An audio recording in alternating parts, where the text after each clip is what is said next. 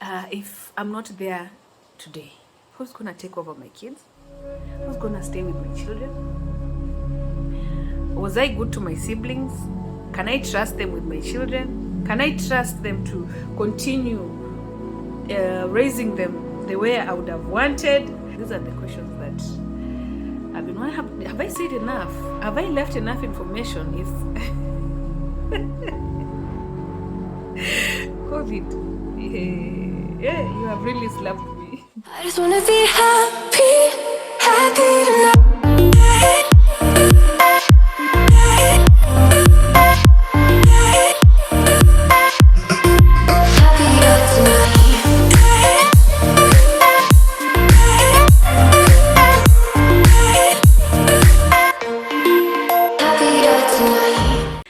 What's up, guys? Praise Jesus. I'm going to start sounding like the Were Jesus family right now because I'm taking my concoction, by the way, because God has been faithful, God has been merciful. As you can see today, I'm actually even smiling. I think even my face is brightening up. Has it not been one of the longest weeks of my life? Let me tell you, Maina. Ogopa ugonjwa, my friend. Ogopa ugonjwa. Let me close this window because the kids playing downstairs. Let me take my dawa. Let me tell you guys, ogopa ugonjwa. My goodness. Yesterday I wasn't able to update you on my progress because I ended up watching too many videos during the night, and then I couldn't sleep then I slept a lot during the day, so I wasn't able to document anything. So today is on Thursday, and I got my results on Monday.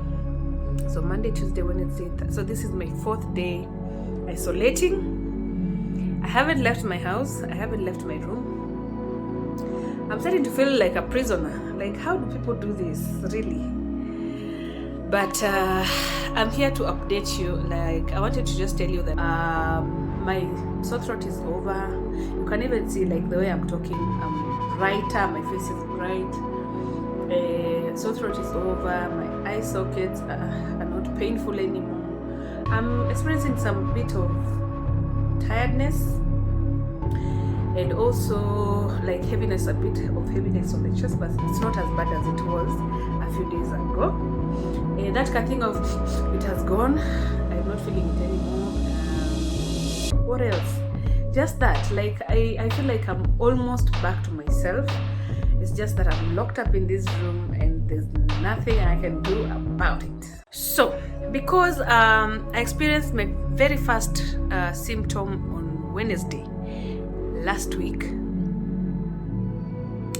that makes it, today is Thursday, so that makes it 8 days today since the onset of my symptoms, and that means that I have to self-isolate for 10 days. So that means I have to be in the house until Sunday. I'm not sure if after that I'm supposed to do another test just to find out if I am negative, but I think I'll ask my doctor about that. But so far it has been one of the most humbling experiences you can ever encounter. Like, for me, getting sick has not been something, and I thank God I've not been sick for a very long time. The only time I go to the hospital is when maybe I am delivering a baby. I've really never gone to the hospital like to get treated for something serious.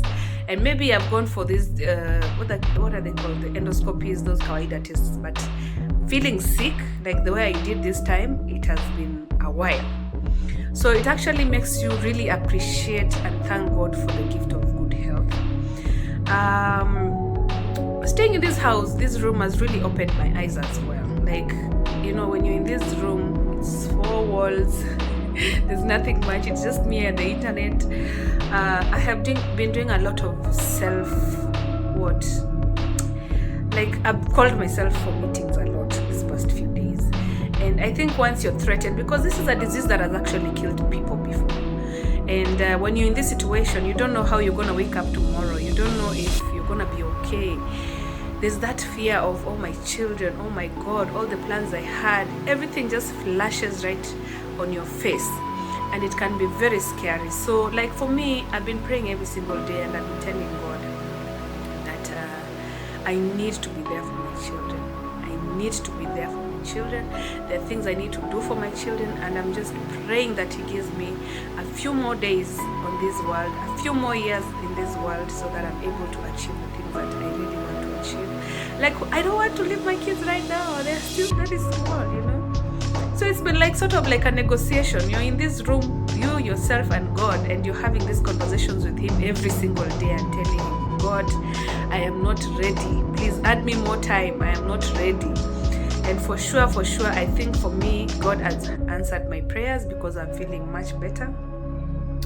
And I feel like I'm gonna come out of this a totally different person. I think like when you're okay, and when you're not sick, and when you're not, your health is not threatened, or your life is not threatened, we tend to take things for granted. Like you wake up, you lazy around, the day is over, you've not done anything, until this hits you is when you realize that I actually need to do something with my life. Like time is not guaranteed, life is not guaranteed. In a blink of an eye, everything can go upside down. And for me, I think that is the biggest lesson I've learned from this situation. Yeah, so also another thing is like the hardest thing about being here. Sorry, guys. I've been taking a lot of these precautions because of that irritation, but they have really, really helped a lot. So for me, I think another hardest thing for me about this situation is that not being able to see my kids as much as I would have wanted. They come here at the door, they're like, Mommy, I want a hug, Mom, I want to talk to you, Mom, I want to see you. I've really not told them that I have COVID, the young ones. I've only told the older ones. Even Lyra doesn't know. I told him I'm waiting for my results. I honestly just didn't want to freak them out. But not being able to, you know me, I'm a cuddler. Not being able to cuddle my kids and hold them and kiss them.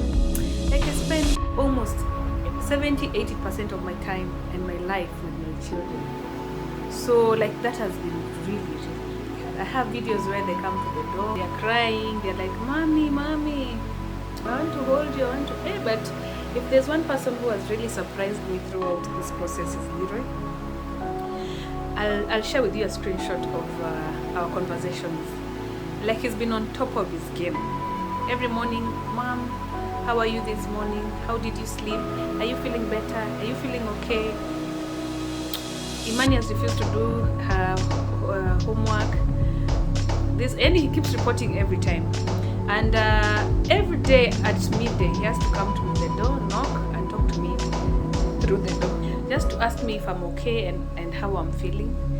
And I feel like he has really stepped up as a firstborn. And I really thank God for that.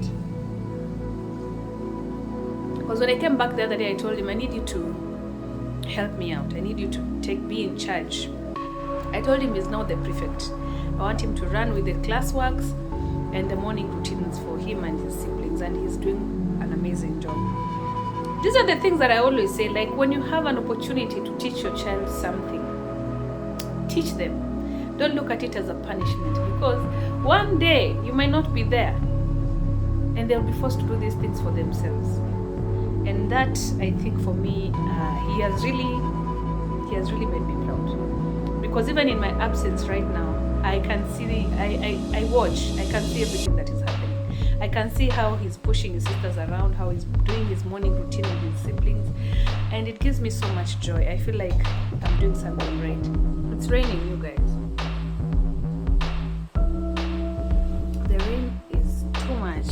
But there's nothing I love like, let me just show you.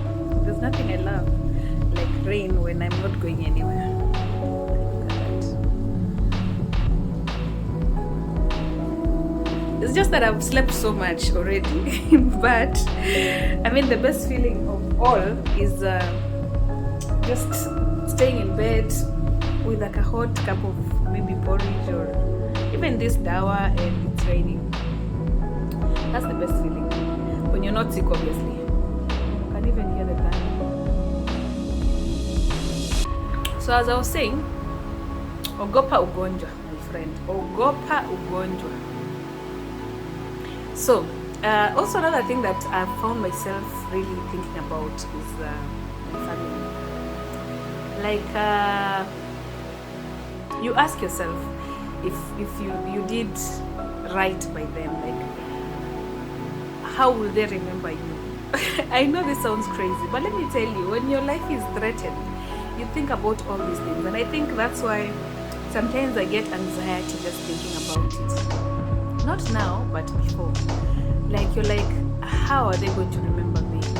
Who is going to take over my children when I'm not there? Such questions, you know? Is it crazy?